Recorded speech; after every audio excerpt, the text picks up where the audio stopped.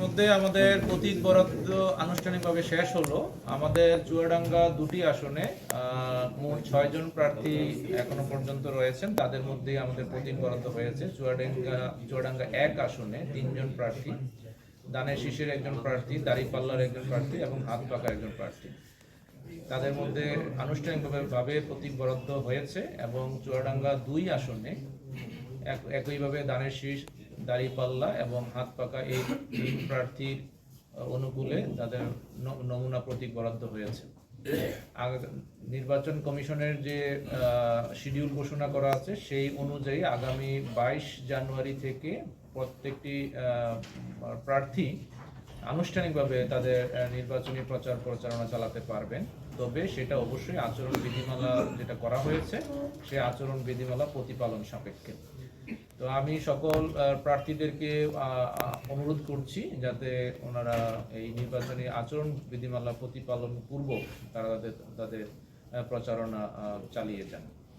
আর এই প্রচারণাটি আনুষ্ঠানিকভাবে শেষ হবে নির্বাচনের আগে 48 ঘন্টা আগে, অর্থাৎ 9 তারিখ রাত্রি এটা শেষ করতে হবে। 10 তারিখ সকাল 7:30 ঘটিকার মধ্যে এটা শেষ করতে হবে, যেহেতু 12 তারিখ সকাল 7:30 ঘটিকা থেকে নির্বাচন শুরু হবে। তো আমরা আশা করছি আমাদের চুয়াডাঙ্গা 1 এবং চুয়াডাঙ্গা 2 আসনে প্রতিদ্বন্দ্বী প্রার্থীগণ তারা তাদের প্রচারণার সময় পরিবেশ বান্ধব প্রচারণা করবেন এবং আচরণ বিধিমালাটা সঠিকভাবে তারা পালন করবেন। আপনারা জানেন যে ইতিমধ্যে আমাদের 4টি উপজেলায় মোট 11 জন ম্যাজিস্ট্রেট নিয়োগ করা আছে। তারাও এতদিন যেই ফর্মে দায়িত্ব পালন করেছেন তারাও আগামীকাল সম্পূর্ণভাবে সকল সময় সকাল বিকাল রাত্র পর্যন্ত তারা প্রতিটি এলাকাতে মুভ করবেন।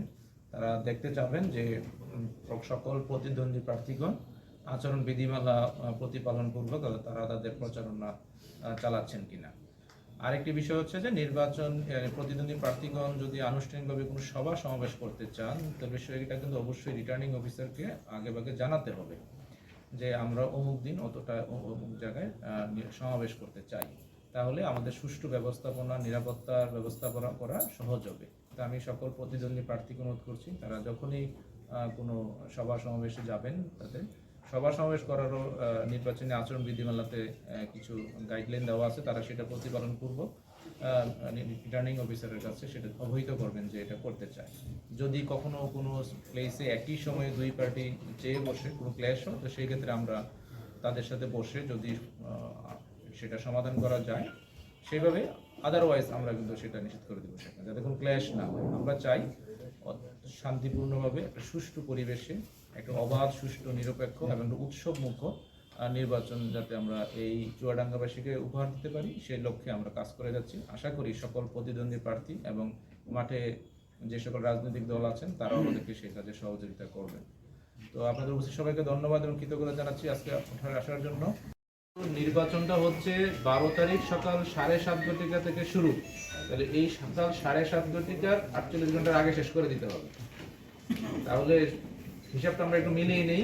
যদি 12 তারিখ সকাল 7:30টায় নির্বাচন শুরু হয় তাহলে 11 তারিখ সকাল 7:30টায় হলো 24, 10 তারিখ সকাল 7:30টায় হলো 48। তো ভোরবেলায় ফজর নামাজের টাইমে তো আপনারা করবেন না যে প্রচারণা সাধারণত হয়ে ওঠে না, ভোটাররা তখন ঘুম থেকে ওঠে না। তার মানে হচ্ছে আপনার 9 তারিখ রাত্রে 1টা, 2টা, 3টা যতক্ষণ পারেন, যেহেতু পরদিন সকাল 7:30 ঘটিকায় যে আপনার ফরমাত 10 তারিখ সকাল 7:30 থেকে আপনার আনুষ্ঠানিকভাবে প্রচারণার কার্যক্রম শেষ।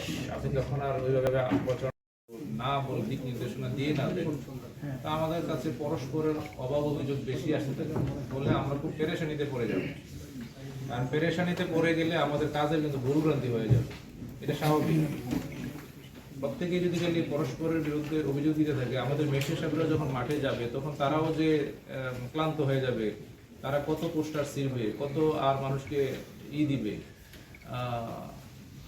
আমাদেরকে যতই কম ডিস্টার্ব করবেন বলে আমরা আশাবাদী। আপনাদের কাছে অনুরোধ থাকলো আপনারা এটা মানবেন। জানি আপনারা সবাই ভালো, এই পর্যন্ত আপনারা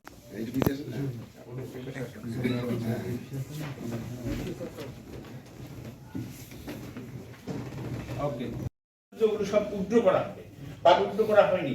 দেওয়াল লিখন একটাও মুছা হয়নি। আমরা এই উদ্যোগে কোনো রকম আপত্তি করছি না। এটা নির্বাচনের একটা বিধিমালা না হলেও মানুষজনের ভিতরে ভালো লাগে করুন।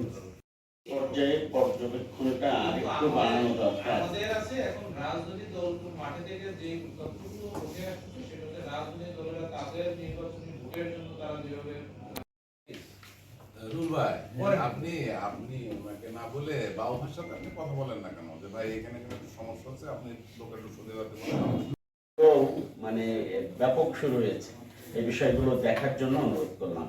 যদি আপনি জায়গার নাম বলতে বলেন, আমি জায়গার নাম আপনাকে দিয়ে দিতে পারবো।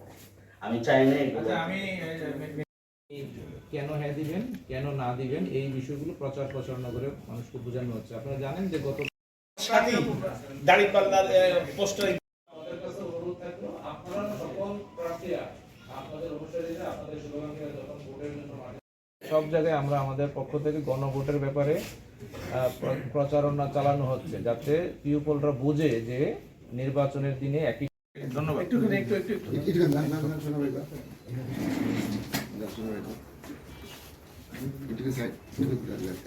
Okay.